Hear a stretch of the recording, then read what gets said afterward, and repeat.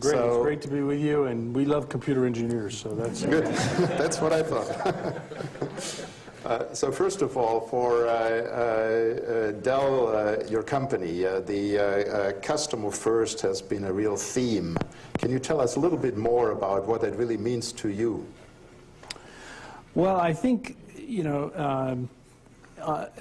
unfortunately, our industry kind of got started with the idea of inventing things, which is nothing wrong with that.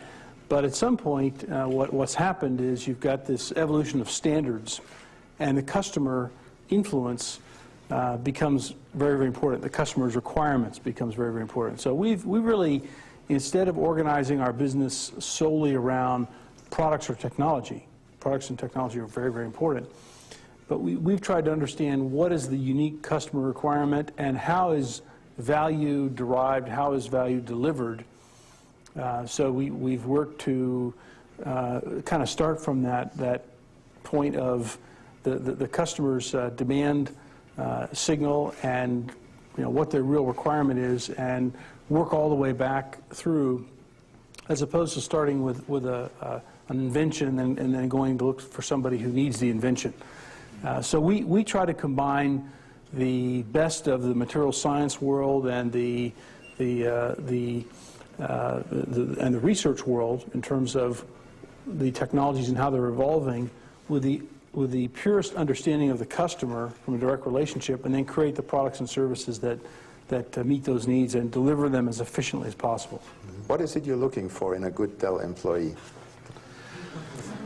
Well, we look for someone who is results-oriented. They're a self-starter. They're responsible. They set high standards for themselves. They are collaborative. They like to win. And they're not likely to get complacent. And they respond well to ever-increasing challenges. And they also deal with ambiguity and change. We kind of tell people that are thinking about coming to work at Dell, if you want something that never changes, that's stable, don't come here, because you don't get that at our company. And oh, by the way, you probably don't get that in our industry. And I think more and more industries are finding that this turmoil and change is accelerating because of technology at its root. Now, if you can harness that and take advantage of it, it becomes a positive. So I wanted to talk to Michael, not start in the garage or I should say the dorm room. The garage is Silicon Valley, sorry. The door, not go back that far, but go back a little bit of couldn't afford a garage. recap a little recent history. Michael, as you may know, left the CEO job and then came back. And so I thought we'd take it from that point and just lay a little bit of the baseline of what the situation at Dell was when you came back. What was going on at that time? What was working and what could be improved? Sure. Well, you actually have to look a little bit before then, because in the kind of 10 years prior to that, Dell went through a fairly unprecedented period of growth, where we grew from something like $6 billion in revenues to $60 billion. And it was essentially all organic growth. And you don't see it happening very often. In fact, never is probably a better description in our industry or other industries. It's also fair to say that toward the end of that period, the strategies that we had weren't working as well as they were maybe toward the middle or toward the beginning of that. And if I were to even say it more harshly, I could say, okay, maybe these are fully amortized strategies, and we need some new ideas and some new thinking as we think about kind of the next 25 years of the company. And so we did some real thinking about what got us to that 60 billion milestone, and what were the things that were going to be important to us in the future. And we kind of set out on some new paths. We said, okay, services is going to be pretty important to us. Solutions are going to be pretty important. The enterprise, emerging countries are going to be pretty important. And while we've got this direct thing that's really fantastic, and we love our direct relationship with customers, there are more ways to reach more customers, and we have to provide customers more options. And so we started to build, a number of paths to go address those opportunities. We also looked at our business and said, some of these things that we constructed as we got to 60 billion, they're not really as relevant anymore. We need to make a few changes. And so we identified a lot of cost opportunity that we've been addressing. It's not the funnest part of what we do, but an important part of making the business more efficient. We also, of course, like everybody else, found ourselves in the midst of a pretty tough economy here pretty recently. But it really doesn't change the long-term opportunities that we see in our business, whether it's with enterprise customers or smaller customers or consumers. And our business is pretty broad in scope and has plenty of opportunities to grow. And the industry is clearly still evolving. I mean, the interesting thing about our industry is it's always going through transitions. It used to be there was a transition from mainframes to minis to client server. Now you have a transition to virtualization. Anytime there's a transition, it creates opportunities, and those are the ones that we try to lead and win in. So where do you think you are on this sort of refashioning? How far have you done everything you want to get done, or sort of where would you say you're on in the path? I think we're somewhere in the middle. We've accomplished a lot. We set out a pretty big cost goal for ourselves. Originally $3 billion. We upped it to $4 billion. It's now looking like the $4 billion is quite achievable, and there's probably more opportunity there. We've been building out this whole solutions and services capability. We recently announced the acquisition of Perot Systems, which certainly gives us more capability there. And the realization here, we've built organically about a $14 billion enterprise company within Dell, which is servers, storage, services. When we would go to customers and say, hey, here's the latest, enterprise products, many of them would say, well, that's really fantastic, but that's not what I want. What I'm looking for is I want a reliable, ERP system, or I want, a reliable CRM deployment. And, what do you know about my business to help me actually deploy that? So we've been on a path to build much more solutions capability. And as we've shifted, to services, we said, well, we kind of want to do this differently than the other guys. We'd like to build more remote, remotely managed services, more IP into the equation instead of just throwing labor at it. Mm-hmm. And that's kind of what we've done. Some of that we've built internally, some we've done with acquisitions. Certainly continues. So a year ago, you took the company private with Silver Lake. You, before the acquisition, were the CEO. You owned about 15% of the company. Today, you own about 70% of the company. Why do this?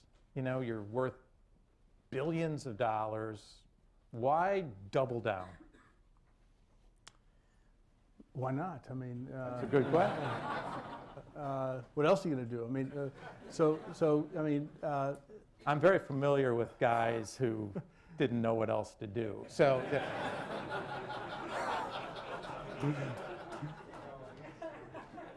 in 2007, we set the business on a pretty new course, and we said we need to build capability in solutions and services and software. We started acquiring other companies and really moving the business in a different direction while still, holding on to the kind of core infrastructure product business that we had, but helping our customers solve the bigger problem that they were having.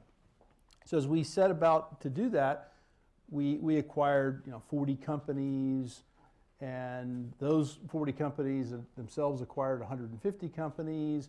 As we were doing that, the financial markets, were not really enjoying what we were doing, right? And so there was a lot of kind of competing pressures in terms of, okay, don't do that, have a bigger dividend, do a share repurchase, why don't you, consider other alternatives. So you saw this pressure between the kind of short-term minded investor and the long-term minded investor. And so I felt the best option for the company to be able to invest more in R&D and get on a growth path once again and continue the strategy that we're on, because we fundamentally haven't changed the strategy since we've gone private. We've just accelerated it.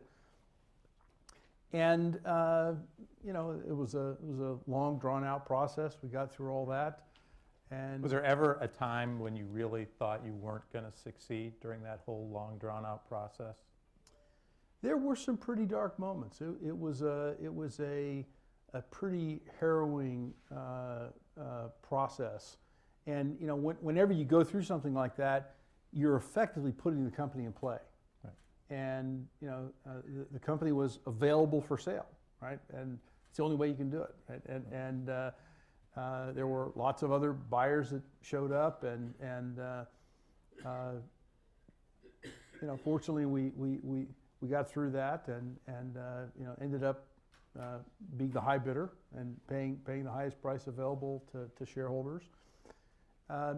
But it inflicted uncertainty for a time on our team and customers. Fortunately, our team really responded well to that. They held together extremely well, and when it was all done, boy, were they excited, right? The energy and passion among the workforce has really been a much greater than I expected positive surprise. I think you mentioned kind of company building. I think one of the most important things that we learned is the value of people and growing a strong team, finding leaders who can develop other leaders. Not so much the structure of the organization, because I find you can structure any number of ways, but it's more having a great team of people that are all aligned around common goals and a common objectives, having clear accountability and measurement and metrics, and when you get everybody aligned, it's a beautiful thing. What was the key thing you had to learn? I mean, one of the challenges to an entrepreneur is that they get kicked up or kicked out, that somebody who starts a company can't lead a big company. And yet we look at the Irwin Jacobs and the Bob Beisters and the Michael Dells, and we say, here's the person still leading the company. What is it about you or your style or your leadership that let you continue to lead the company? What do you think it was? Well, I think, first of all, you realize that the worst thing you can do is try to do it all yourself. And so you surround yourself with very talented people that can help you grow and develop, whether it was, Lee Walker or Mort Topfer or Kevin Rollins. These kind of folks have been very critical in helping to grow the company and build the company. And it's kind of recognizing your weaknesses and being willing. What are your weaknesses? Can you give us one or two? I got a lot of them. Because I think this is a really critical point. To tolerate strength in others, you have to say, what is it I don't do quite well, and what is it I do really well? I'm probably better at strategy and where are we headed than the operational aspects. Mm-hmm. And so, Kevin Rollins and I've been together now for about 10 years. He's a pretty good strategist himself, but he does a fantastic job in sort of keeping the operations running very, very smoothly on a day-to-day basis. The other thing I found with Kevin is that, he'll come up with an idea, or I'll come up with an idea, and we're usually only about 80% right. And we kind of have this arrangement, if you will, that we don't do something big unless we both agree. Mm-hmm. And what ends up happening is we end up with a much, much higher degree of precision in terms of our major strategic moves. Mm-hmm. And it's all about kind of sharing and learning to appreciate the strengths of others, and also listening to your team. I mean, we have really smart team members that know a lot about what they're doing, and we do ourselves a disservice if we don't listen. If we don't listen.